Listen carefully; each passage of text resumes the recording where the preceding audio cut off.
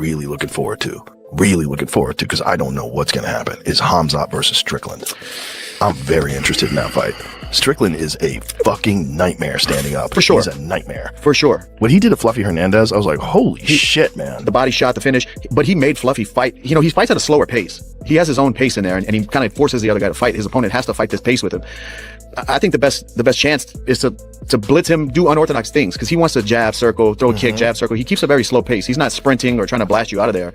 He just chips away, high guard, good shell. Yeah, very good shell. His defense is extraordinary. Man, that motherfucker doesn't get tired in there. Right. And the Fluffy fight was like, I thought Fluffy was going to be a problem. I'm like, Fluffy's really good, man. You think he submitted Adolfo Vieira. He's got all this fucking crazy cardio. He puts a pace on guys, and Strickland made it look like he just did not belong in there. Wait, Khamzat. What do you think about Khamzat? He's a great fighter. Yeah. He's a good fighter. Yeah. Who do you think if him and Strickland fight, who do you think wins?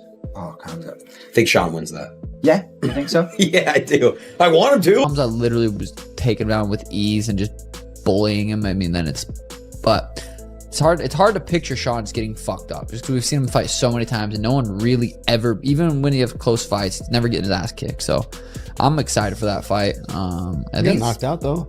Huh? Did he get knocked out? Nah. By prayer? No, yeah, he did. Fucking left hook the chin. Marvov. I know Marvov beat Kyle Bohayo, but when you look at it, Strickland's already beaten Marvov. Yeah, it was a while ago, but a win's a win.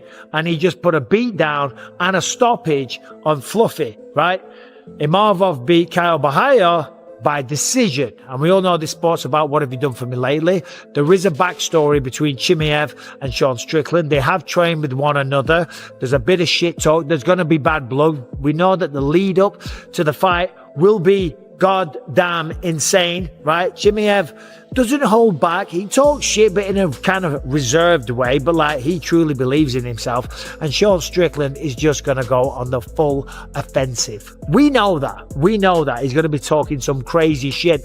Dana even joked about it on the little show that we did there. He said they're going to need extra security for that fight during the fight week, leading up to the fight, after the fight, in the fight. It's going to be a mad one because Sean Strickland doesn't hold back. And you know what? Even if you don't like the shit that he says, you have to appreciate the entertainment value that he brings to the table. And then on top of that, the performances inside the octagon. That one against Fluffy, that was... The potential clash between Khamzat Chimaev and Sean Strickland is one of those rare matchups where you genuinely can't find two people who fully agree on how it's going to unfold. And honestly, that's exactly what makes it so compelling right now. On one side, you've got people pointing to Khamzat's elite wrestling and grappling credentials and saying the outcome is obvious. On the other, there are those who believe Strickland has the mindset, durability, and style to drag this into a completely different kind of fight where his strengths start to take over. The opinions are all over the place, ranging from dominant grappling control to a drawn-out striking battle, and that uncertainty is what makes breaking this fight down so interesting. So when you look at what analysts, fighters, and coaches are actually saying, it becomes clear that the key moments and turning points could come from very specific areas inside the fight. And against Chimaev, we've seen him when he has faced adversity, and while he has been able to pass those tests, it still does seem to fatigue him and confuse him when he is in those situations because he's so used to being the hammer and not the nail. Again, I think that from a matchup standpoint, it's going to be really interesting to see.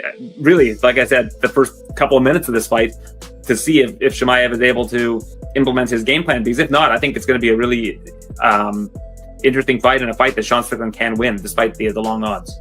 Yeah, I mean, there's a possibility Khamzat just goes out there, takes him down, and dominates him, right? So we're going to see where he's at. But the other thing with Sean Strickland is he's a pretty big dude. We know Khamzat sort of, with cardio-wise, even with DDP towards the end, he was pretty tired. And Sean Strickland's cardio is through the roof, right? Like he's go, go, go, go, go. And he's going to, if you're standing with him, he's going to take up that octagon. He's going to push you back. He's so tiring to fight against when it comes to everybody in the division, right? It's just hard to fight him. So if it's really going to test Khamzat's cardio, if it's standing for a couple of rounds even, to see where he's at.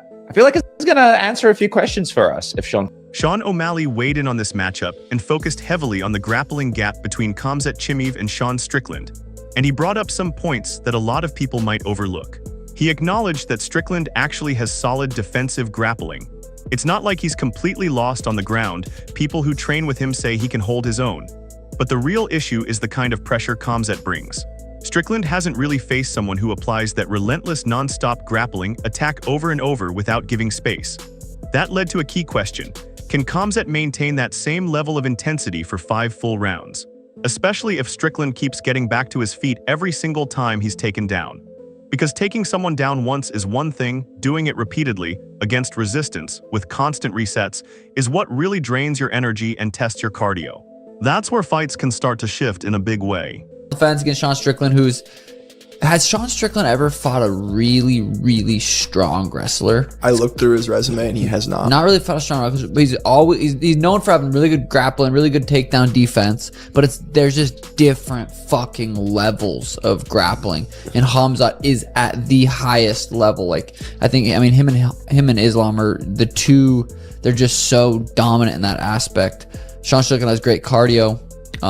He's gonna show up ready to go. The question is, can Khamzat keep the pace he kept the pace against DDP, but he was able to take him down early and literally hold him down the whole time. That is fatiguing. He was able to do that. But what's more fatiguing is taking someone down, they get up. Taking someone down, they get up. You took him off 3-4 times in a round.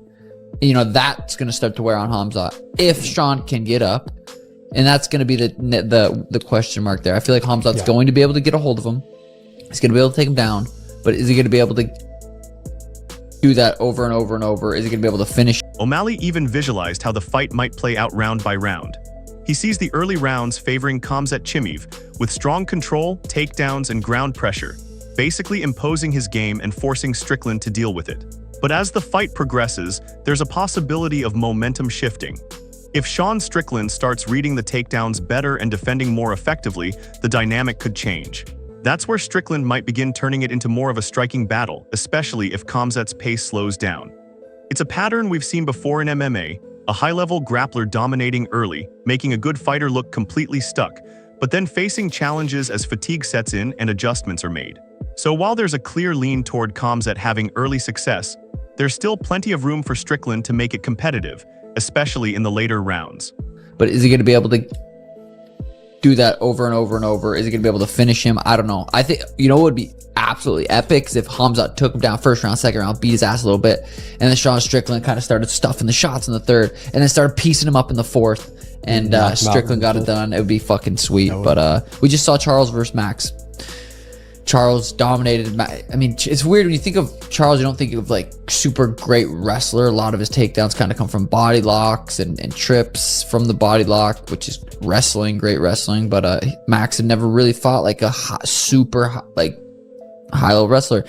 Are we gonna see the same kind of thing play out where Khamzat takes him down and it's kind of the same fucking thing? I don't know. Super excited for that fight. Final prediction, don't have one because at the end of the day, this fight isn't as simple as it might look on paper.